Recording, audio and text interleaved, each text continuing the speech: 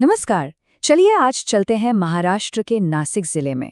एक ऐसी जगह जहां आस्था और रहस्य मानो एक दूसरे में घुल मिल जाते हैं। हम बात कर रहे हैं त्र्यंबकेश्वर ज्योतिर्लिंग की। देखिए, ये सिर्फ एक मंदिर नहीं है, बल्कि ये अनसुलझे सवालों और दिव्य चमत्कारों की एक जीती जागती कहानी है। तो सवाल ये उठता है कि क्या वाकई कोई मंदिर, कोई आस्था की जगह विज्ञान को चुनौती दे सकती है? सुनने में अजीब लगता है ना? लेकिन त्र्यंबकेश्वर में जो कुछ होता है वो हमें इसी सवाल पर गहराई से सोचने पर मजबूर कर देता है। तो फिर देर किस बात की? चलिए इस रहस्य के और करीब चलते हैं, समझने की कोशिश करते हैं कि आखिर कैसे ये पवित्र जगह भक्तों को तो खींचती ही है, साथ ही बड़े बड़े विद्वानों को भी सदियों से अपनी ओर खींचती आई है। तो सबसे पहली और सबसे जरूरी बात, भगवान शिव के 12 ज्योतिर्लिंग हैं, ये तो हम सब जानते हैं। पर उनमें से त्र्यंबकेश्वर इतना अलग, इतना खास क्यों है? यही वो चीज है जो इसे बाकी सबसे बिल्कुल जुदा बनाती है। और यहीं पर सबसे बड़ा फर्क सामने आता है। देखिए, बाकी सभी ज्योतिर्लिंगों में भगवान शिव का एकल रूप है, मतलब वो अकेले विराजमान हैं। लेकिन त्र्यंबकेश्वर में यहाँ लिंग के अंदर ही तीनों महाशक्तियां हैं, ब्रह्मा, विष्णु और महेश, त्रिदेवों का संयुक्त रूप। और बस त्रिदेवों की यही मौजूदगी मंदिर के सबसे गहरे और अनोखे रहस्य को जन्म देती है। जरा सोचिए, सृष्टि की रचना करने वाले, उसका पालन करने वाले और संहार करने वाले, तीनों की शक्ति एक ही जगह पर, एक साथ। और एक बात इसे और भी ज्यादा खास बना देती है। देखिए, आमतौर पर पुष्कर को अगर छोड़ दें तो भगवान ब्रह्मा की पूजा कहीं और नहीं होती, पर यहाँ त्र्यंबकेश्वर में वो त्रिदेवों की एक बेहद अहम हिस्से के तौर पर पूजे जाते हैं। ये एक ऐसी अनोखी बात है जो बड़े बड़े धर्मशास्त्रियों को भी हैरान कर देती है। अच्छा, अब बात करते हैं कुछ ऐसे चमत्कारों की जो मंदिर के गर्भगृह के ठीक अंदर होते हैं। और ये ऐसी प्राकृतिक घटनाएं हैं जिनका जवाब सच कहूं तो विज्ञान के पास भी ठीक ठीक नहीं है। तो पहला और सबसे बड़ा सवाल, ये जो ज्योतिर्लिंग है, इससे लगातार पानी की एक धार बहती रहती है। सवाल ये है, क्यों? कहाँ से आ रहा है ये पानी? इसका सोर्स क्या है? और हैरानी की बात तो ये है कि ज्योतिर्लिंग के चारों ओर हमेशा पानी बहता है, लेकिन आसपास कहीं भी पानी का कोई बाहरी सोर्स दिखाई नहीं देता। कोई पाइपलाइन नहीं, कोई झरना नहीं। तो आस्था क्या कहती है?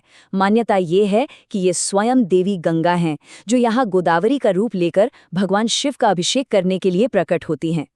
लेकिन रुकिए, एक और रहस्य है, और ये शायद पहले वाले से भी ज्यादा चौंकाने वाला है। यहाँ जो शिवलिंग है वो समय के साथ धीरे धीरे घिस रहा है। जी हाँ, उसका क्षरण हो रहा है।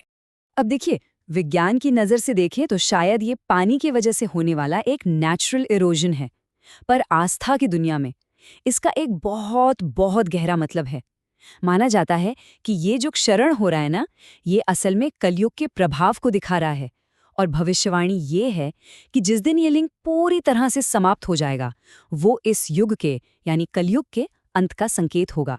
वैसे मंदिर के रहस्य सिर्फ इसकी चारदीवारी के अंदर ही खत्म नहीं होते। इसके ठीक पीछे जो ब्रह्मगिरी पर्वत है, वो पवित्र गोदावरी नदी की उत्पत्ति का केंद्र है। सिर्फ पौराणिक ही नहीं, बल्कि भौगोलिक केंद्र भी। इसके पीछे की कहानी भी बड़ी दिलचस्प है। कहते हैं कि गौतम ऋषि पर एक पाप लग गया था और उसे धोने के लिए स्वयं भगवान शिव ने अपनी जटाएं इसी ब्रह्मगिरी पर्वत पर पटकी थीं, और उनकी जटाओं से जो धारा निकली वही गंगा है, जो इस जगह पर गोदावरी के रूप में प्रकट हुई। तभी तो गोदावरी को दक्षिण की गंगा भी कहा जाता है। और जानते हैं, इस नदी का रास्ता भी अपने आप में एक पहेली है। ये ब्रह्मगिरी पर्वत पर कुशावर्त कुंड से निकलती है, फिर कुछ दूर बहने के बाद अचानक गायब हो जाती है, और फिर मंदिर के पास चमत्कार की तरह फिर से प्रकट हो जाती है। चलिए अब जरा ये भी जानते हैं कि ज्योतिष के लिहाज से और आध्यात्मिक शांति के लिए ये मंदिर इतना अहम क्यों माना जाता है।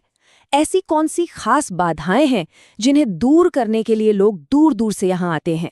इसका सीधा संबंध है कालसर्प दोष से। अब ये क्या है?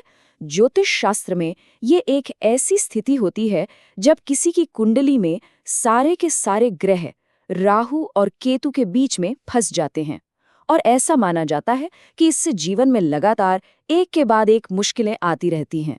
और जानते हैं, इस दोष के निवारण के लिए पूरे भारत में अगर कोई सबसे शक्तिशाली और पवित्र जगह मानी जाती है तो वो है त्र्यंबकेश्वर। ऐसा विश्वास है कि यहाँ की जो आध्यात्मिक ऊर्जा है ना, वो इतनी प्रबल है कि वो सबसे कठिन दोषों को भी शांत कर सकती है। अब इतनी सारी रहस्यमयी और पौराणिक बातें हो गई तो थोड़ा इतिहास भी जान लेते हैं। इन सभी चीजों का एक ठोस ऐतिहासिक आधार भी है।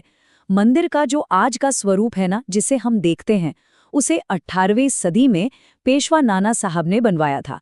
लेकिन यहाँ एक मुकुट है जिसकी कहानी सीधे पांडवों के समय से जोड़ी जाती है। ये मंदिर काले पत्थरों से बनाया गया है और इसकी शैली है हेमाडपंथी।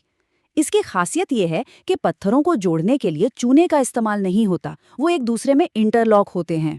और हाँ, उस मुकुट की बात, वो कोई ऐसा वैसा मुकुट नहीं है।